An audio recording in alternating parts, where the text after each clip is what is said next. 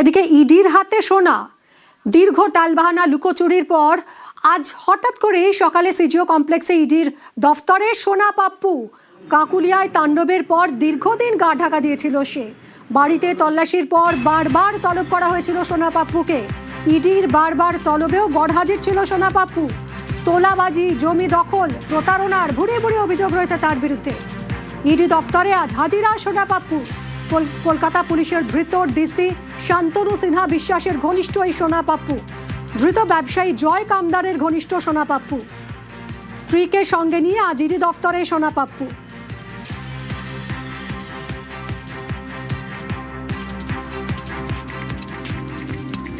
জয় কামদার ও সোনা পাপ্পুর কোটি টাকার লেনদেনের তথ্য জানতে পেরেছে ইডি। এসপি কনস্ট্রাকশনের মালিক সোনা পাপ্পু। সংস্থার অ্যাকাউন্ট থেকে 1.5 কোটির লেনদেনের দাবি। জয় কামদার, সোনা পাপ্পুর স্ত্রীর সংস্থার মধ্যে এই লেনদেন হয়েছে। দেখুন এই ত্রিমূর্তি, এই যে নেক্সাস, এরাই তোলাবাজি, জমি জোর করে জমি দখল করে নেওয়া, এইরকমই বুড়ি বুড়ি অভিযোগ রয়েছে এদের বিরুদ্ধে। এবং ইতিমধ্যেই শান্তনু সিনহা বিশ্বাসকে গ্রেফতার করেছে ইডি। শান্তনু সিনহা বিশ্বাস, সোনা পাপ্পু আর জয় কামদার, এই নেক্সাসেই চলতো এই অপরাধ। সোনা পাপ্পুর বাড়ি থেকে আগ্নেয়াস্ত্র উদ্ধার হয়েছে বলে দাবি ইডির। বাড়ি থেকে আগ্নেয়াস্ত্র উদ্ধারের দাবি খারিজ করেছে সোনা পাপ্পু।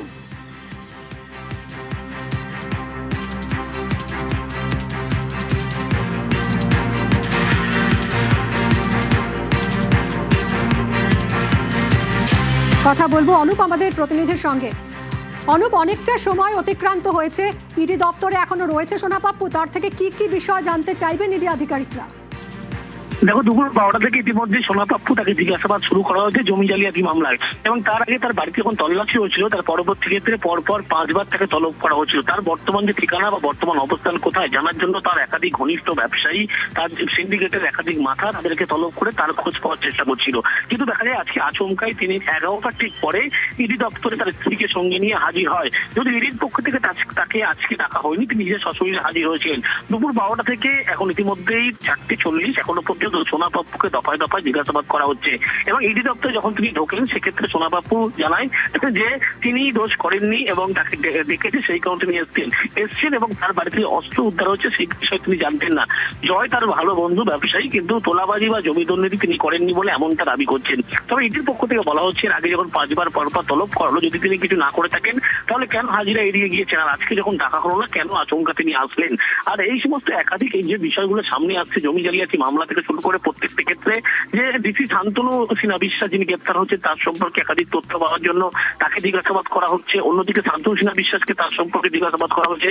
এবং গতকালই দেখা গিয়েছে যে একবারে জেলে গিয়ে ব্যবসায়ী জয় কামদারকে কিছু তথ্য নিয়ে জিজ্ঞাসাবাদ করা হয়েছে। শান্তনু সিনহা বিশ্বাস বন্ধুকে জয় কামদার সম্পর্কে জিজ্ঞাসাবাদ করা হয়েছিল। এবং শান্তনু সিনহা বিশ্বাস জয় কামদারকে জিজ্ঞাসাবাদের পাশাপাশি গতকালকে জিজ্ঞাসাবাদে কিন্তু মূলত এই সোনা পাপ্পুর খোঁজ পাওয়ার জন্য কিন্তু ব্যবসায়ী জয় কামদারকে জিজ্ঞাসাবাদ করা হয়েছিল। এবং আজকে দেখা যায় আচমকা সশরীরে তিনি ইডি দপ্তর থেকে সঙ্গে নিয়ে আসলেন। দুপুর 12টা থেকে জিজ্ঞাসাবাদ প্রক্রিয়া শুরু হয়েছে এবং একাধিক বিষয় নিয়ে জিজ্ঞাসাবাদ করা হচ্ছে। এক্ষেত্রে বলা হচ্ছে সোনা পাপ্পুকে জিজ্ঞাসাবাদের কারণ হচ্ছে আর্থিক লেনদেন থেকে শুরু করে বিপুল পরিমাণে নথি দেখিয়ে জিজ্ঞাসাবাদ করা হচ্ছে। দুটি সংস্থার ব্যাংক অ্যাকাউন্ট থেকে শুরু করে কোটি টাকার যে লেনদেন হয়েছিল সেই সম্পর্কে তথ্য নিয়ে জিজ্ঞাসাবাদ করা হচ্ছে। এবং জয় কামদার আর সোনা পাপ্পুর মধ্যে যে কোটি টাকার লেনদেন হয়েছিল এমনটা ইডি আদালতেও জানিয়েছিল। এবং সুপ্রিম ক্রেডিট কর্পোরেশন লিমিটেডের নামে একটি সংস্থা, যার রেজিস্ট্রেশন অশ্লীল দত্ত রোড, সেখানেও কিন্তু একজন ডিরেক্টর যিনি হচ্ছেন জয় কামদার ছিলেন। এসপি কনস্ট্রাকশন নামে একটি সংস্থা যেটির মালিকানা ছিল সোনা পাপ্পু। আর শান্তনু সিনহা বিশ্বাসকে মুখোমুখি বসিয়ে জেরা করা হতে পারে। এখনো পর্যন্ত ইডির পক্ষ থেকে এই বিষয়টা এখনো স্পষ্ট করা হয়নি এই দুজনকে মুখোমুখি বসে জিজ্ঞাসাবাদ করবে কিনা। তার কারণ একাধিক যে তথ্য মিলেছিল তার সেই তথ্য অনুযায়ী প্রথম পর্যায়ে কিন্তু জিজ্ঞাসাবাদ করা হচ্ছে। একদিকে শুধুমাত্র শান্তনু সিনহা বিশ্বাসের বয়ান অনুসারে, অন্যদিকে ব্যবসায়ী জয় কামদারের বয়ান অনুসারে। সেই তথ্যে যদি গরমিল থাকে সেক্ষেত্রে কিন্তু ইডির নিয়ম অনুযায়ী দুজনকে মুখোমুখি বসিয়ে জিজ্ঞাসাবাদে গোটা বিষয়টি পরিষ্কার হতে যায়। যদি এখনো সময় রয়েছে, ইতিমধ্যে দুপুর 12টা ইডি দফতরে এসেছে সোনা পাপ্পু। এখনো পর্যন্ত তার জিজ্ঞাসাবাদ চলছে। তাকে গ্রেফতার করা হয় কিনা সেদিকেই নজর। ইডি দফতরে যখন সোনা পাপ্পু এসেছিলেন, সিজিওতে ঢোকার মুখে সব অভিযোগ অস্বীকার করেছেন। কি বলেছিলেন তখন শুনুন। জয়গণদের সঙ্গে কোনো বিশেষ সংক্রান্ত ওনার সঙ্গে আমার কোনো জিনিস নেই। এই যে তোলাবাজির লিস্ট আছে কথা বলা হচ্ছে জীবনে কোনোদিন তোলাবাজি নয়, ব্যবসায়ী আমার ওরা সোনার দোকান, আমারও সোনার দোকান। আমি কোনোদিন তোলাবাজি সোনার মতো আজ পর্যন্ত একটাও কমপ্লেন কোনো থানায় আমার সঙ্গে তোলাবাজি নেই। নিউজ 18 বাংলার খবরেই শিলমোহর। ইডির হাতে গ্রেফতার শান্তনু সিনহা বিশ্বাস। শুক্রবার তৃণমূল ঘনিষ্ঠ এই পুলিশ কর্তাকে নিয়ে পর্দা ফাঁস করে নিউজ 18 বাংলা। আদালতে ইডির দেওয়া নথিতেও সেই একই তথ্য।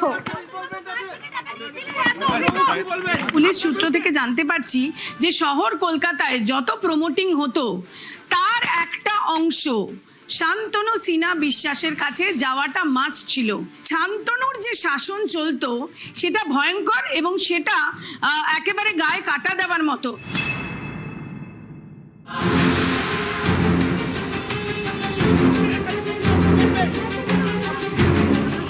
শান্তনু সিনহা বিশ্বাস কলকাতা পুলিশের ডেপুটি কমিশনার। বৃহস্পতিবার ইডি গ্রেফতার করে তৃণমূল ঘনিষ্ঠ কলকাতা পুলিশের এই ডিসিকে।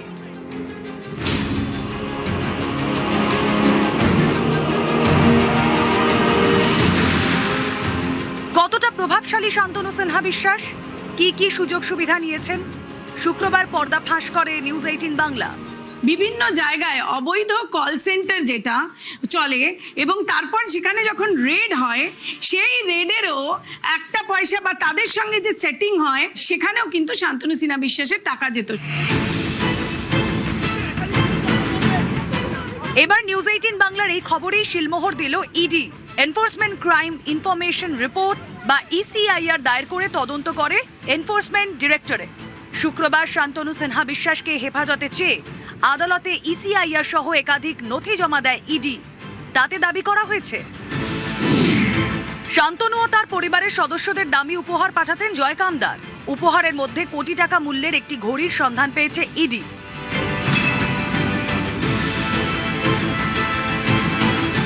শুক্রবার নিউজ 18 বাংলা দেখিয়েছিল জমি কেলেঙ্কারি মামলায় ইডির হাতে গ্রেফতার হওয়া ব্যবসায়ী জয় কামদার শান্তনু এবং শান্তনু স্ত্রীকে দামি উপহার দিতেন। শান্তনুকে কোটি টাকা মূল্যের একটি ঘড়ি উপহার দেন। আদালতে ইডির দেওয়া নথিতে বলা হয়েছে শান্তনুর প্রভাব খাটিয়ে জমি দখল এবং বেআইনি নির্মাণ করতেন জয় কামদার। বিনিময়ে শান্তনু সিনহা বিশ্বাসকে টাকা দিতেন ধৃত ব্যবসায়ী। শান্তনু ও জয় কামদারের হোয়াটসঅ্যাপ চ্যাট থেকে এর প্রমাণ মিলেছে। জয় কামদারের ফোনে একাধিক নম্বর শান্তনু দা, শান্তনু স্যার নামেই সেভ করা। ইডির দাবি এই নম্বরগুলি শান্তনু সিনহা বিশ্বাসের। জয় কামদারের ডায়েরিতেও শান্তনু দা নামে একাধিক নোট ও লেনদেনের হিসেব লেখা রয়েছে।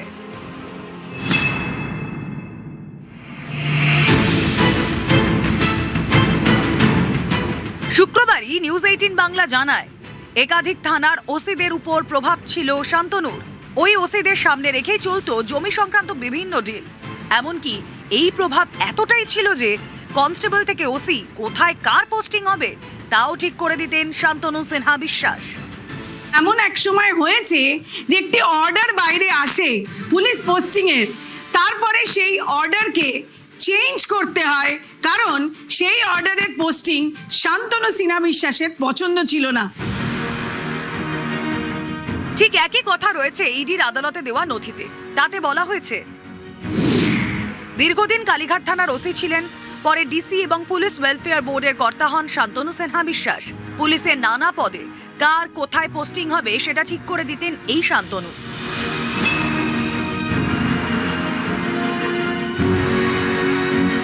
শুধু এগুলিই নয়, আদালতে ইডির দেওয়া নথিতে রয়েছে বিস্ফোরক তথ্য।